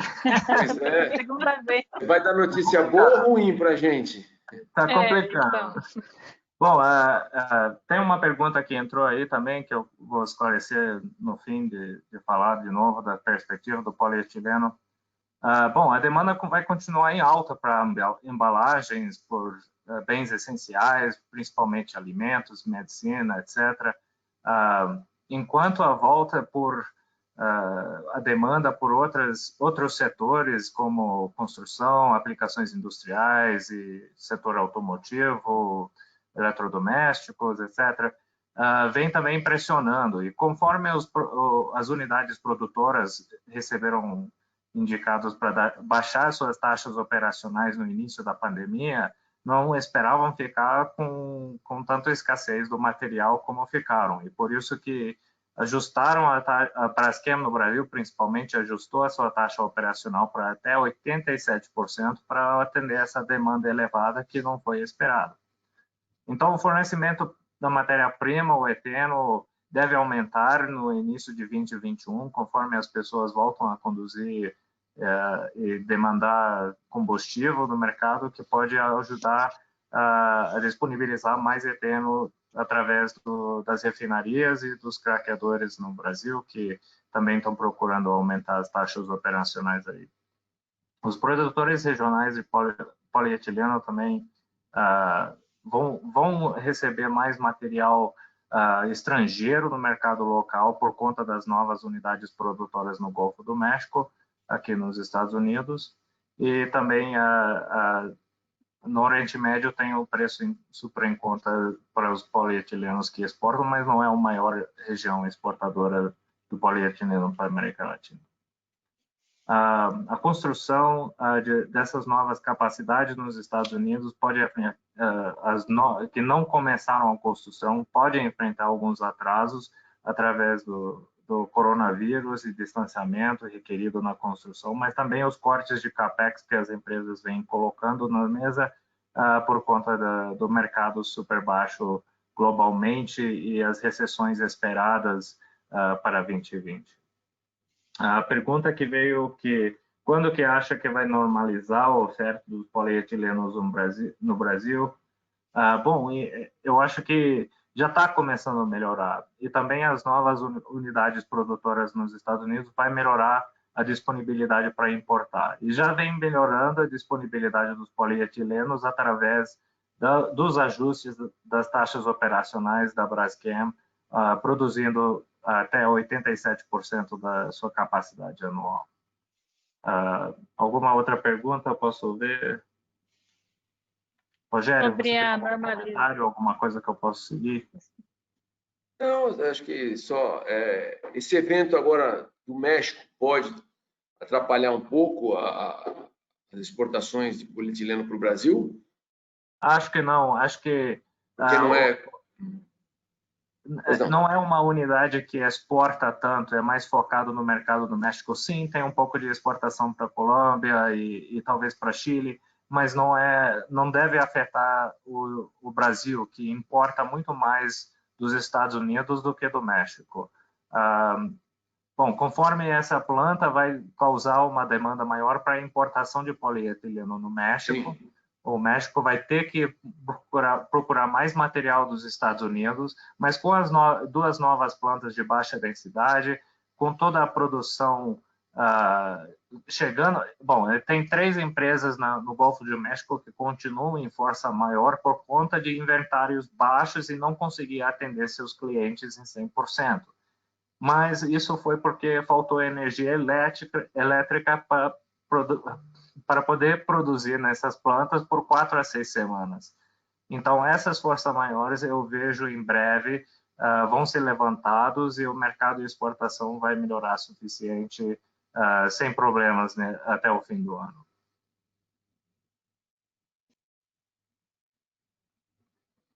Obrigado. Prazer. Obrigada, Renata. Tem mais uma pergunta sobre polipropileno. Se você puder comentar sobre produtores que, se eles estão com problemas técnicos na produção de polipropileno. Provavelmente isso está atrelado à falta de disponibilidade, à escassez do polipropileno. Acho que a pergunta pode ter um apanhado sobre isso. Tudo bem. No momento, a disponibilidade da matéria-prima deixou que as taxas foram reduzidas, mas isso ocorreu no Chile, na Argentina, e as taxas reduzidas da Petrobras nas suas refinarias também. Mas a YPF na Argentina passou 60 dias. José Ricardo, quer falar? Está em mudo, José. Não ouvimos. Em todos os quiz, vocês falaram do percentual da matéria-prima no mercado de embalagens. A pergunta que eu faço é o seguinte: qual das resinas tem crescido mais rapidamente, ou tem crescido mais do que as outras proporcionalmente no mercado de embalagem nos últimos anos? Eu diria que seria o polietileno, que globalmente ocupa um espaço de 32%. Agora, não estou olhando os dados e eu estou fazendo meio um chute, mas o polietileno serve muito mais para embalagens e para os grados de filmes do que o polipropileno, que tem só o BOPP filme. Mas o BOPP filme, o consumo no Brasil vem em alta esse ano também, acima do ano passado. Então, os filmes também estão sendo pressionados no Brasil por conta da demanda do setor agricultura, o agropecuário, eu tenho problema com essa palavra. Então, o setor agricultura no Brasil vem super forte e vai levar a demanda para os filmes para cima nos anos que vêm. Então, nos próximos 5 a 10 anos, enquanto o Brasil continua expandido para alimentos, para exportação do Brasil para outras regiões e outros países, pode levar a uma demanda mais alta para os grados de filme, que tem mais no polietileno do que no polipropileno, que somente serve o BOPP filme. Faz Eu sentido, tenho um comentário para fazer também nesse sentido, sobre a questão do percentual de cada tipo de resina em embalagens, relacionada à reciclagem, a partir de sustentabilidade. A gente tem visto algumas empresas migrarem entre os tipos de resina para que o produto dela seja mais reciclável. Então, como, por exemplo, a cadeia do PET já é mais preparada na questão de reciclagem, a gente já tem visto algumas empresas que tinham a embalagem de iogurte em P e estão mudando para PET, para facilitar a reciclagem, por exemplo. E, principalmente, a questão do PVC e do PS. O PVC, 4%, acho que é um percentual pequeno, né? Mas o PS, junto com o poliestireno expandido também, 12%. E naquelas metas da Ellen MacArthur Foundation, eles colocam o PS e o PVC como resinas incomuns ou problemáticas. E com isso, eles têm a meta de tirar ou eliminar essas resinas das embalagens, que é bem agressivo, e algumas empresas estão contra isso também, acho que não quero dar a minha opinião ou não nesse sentido, mas é o que está acontecendo no mercado. Então, eles colocaram isso como meta de eliminar essas resinas, então a gente tem visto um movimento também de empresas tentando solucionar a cadeia de reciclagem para o poliestireno, por exemplo, e outras migrando do poliestireno para o PET ou para o PE, para resinas que são mais recicladas atualmente. Muito obrigada, Paula, pelo seu comentário. Mais uma pergunta aqui para o Renato comentar. Renato, você acha que a disponibilidade pode ser impactada por questões logísticas, como a retenção de containers na China? Sim, acredito que os custos de frete vêm em alta. Houve uma falta de containers para mandar material para a América Latina. Parece que a Ásia, que está importando um monte de coisa do mundo, está começando a segurar seus containers, mas isso não vai afetar ao longo prazo. Isso é um blip no radar, curto prazo, um custo elevado para mandar o produto de uma região para outra, ou nem poder mandar por falta dos containers. Então, eu acho que, sim, isso pode continuar afetando o mercado alguns meses, mas no início do ano que vem, no primeiro trimestre, já deve ter normalizado a disponibilidade dos containers. E vamos ver se o frete continua apertado da maneira que está, que pode ter uma recuada se conseguir um pouco de folga.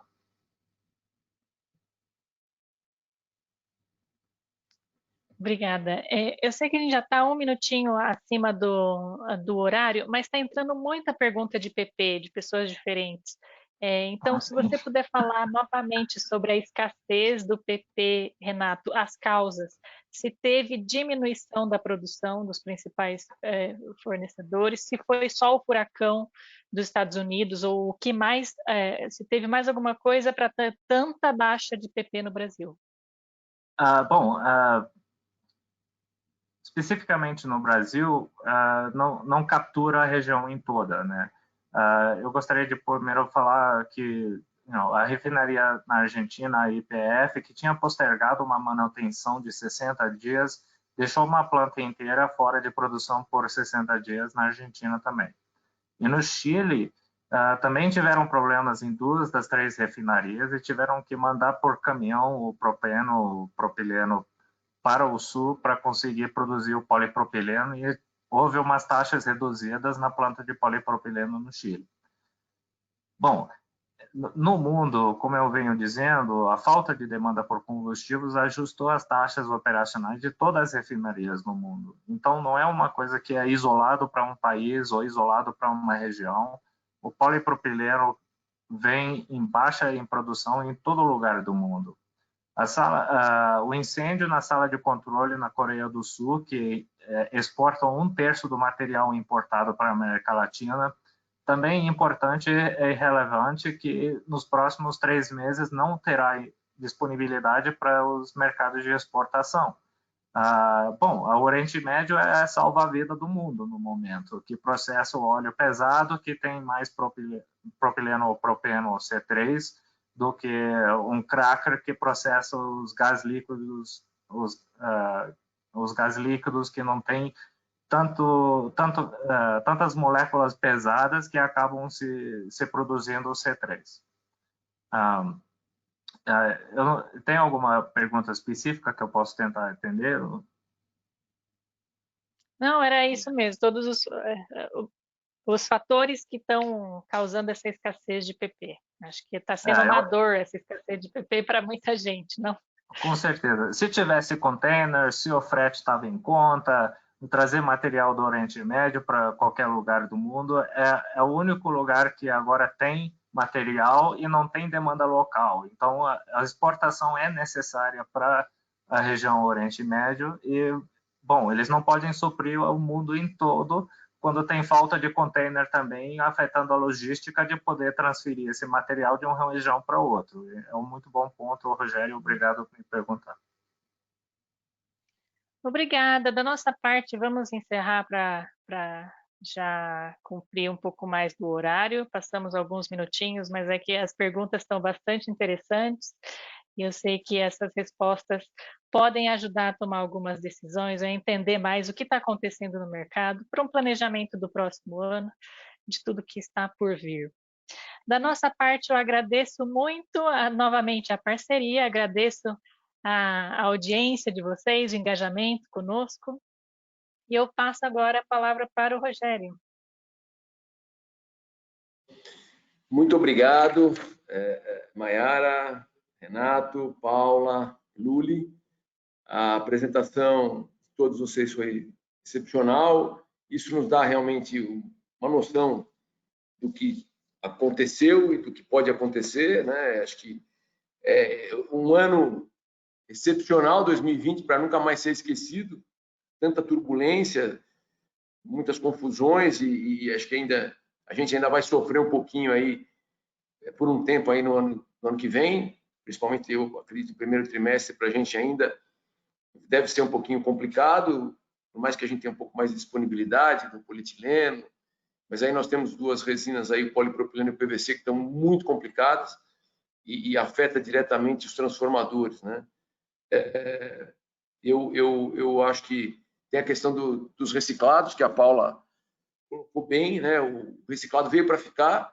Eu acho que agora ele não passa a ser mais se a gente vem falando há muito tempo, ele não passa a ser, ele não é mais um diferencial de custo, de preço, e sim ele acaba e vai ser agora um prêmio para a embalagem, né? É um prêmio para o produto. Então é um fator determinante também para os próximos anos, até porque os pactos globais das companhias estão aí e vão ter que ser cumpridos. Aqui no Brasil, a gente está trabalhando fortemente, né, pela Câmara dos Recicladores, pela rede, e a Plast dando todo o apoio aí para a gente trabalhar em cima das questões do reciclado. A Paula está sempre com a gente aí, conversando bastante. E com relação ao nosso mercado interno aqui, eu acho que ainda a gente tem que deixar uma mensagem final de muita prudência, muita atenção e muita previsibilidade, né?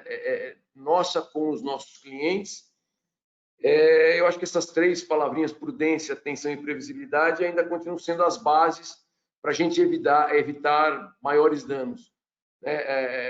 Nós estamos aqui hoje numa apresentação e hoje sai a notícia de que tem um problema no México. E amanhã tem outro problema, quer dizer, os estoques no mundo ainda não se recompuseram, então toda prudência, atenção e cuidado é necessário, né? O que a gente pode deixar para os transformadores, principalmente para o primeiro trimestre, né? Agradeço mais uma vez essa parceria. Eu acho que a gente segue nessa parceria, né, Mayara? A gente tem uns trabalhos interessantes aí para fazer o ano que vem em conjunto, para a indústria de transformação como um todo. Essa nossa parceria, ela foi muito bem planejada, eu acho que em tempo recorde, né, que a gente fez, mas eu acho que as bases foram muito bem plantadas até para que a gente continue esse trabalho, né?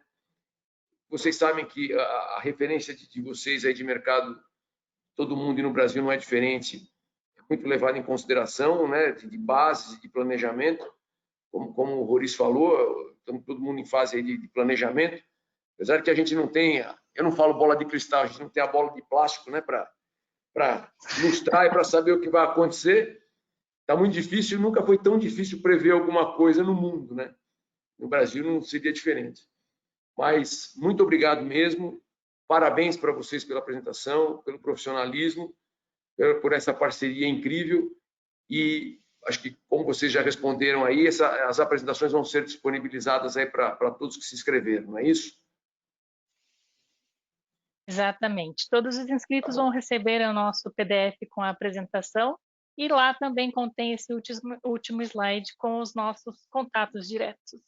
Então, muito obrigado. Espero que todos os nossos associados, tanto da Biplas como da BF, tenham aproveitado bem esse aprendizado e seguimos em frente. Aproveitando aí para vocês, aí, se a gente não falar mais, mas a gente vai falar, que o ano que vem seja um ano diferente, positivo e sem grandes surpresas negativas. Muito obrigado, um forte abraço a todos.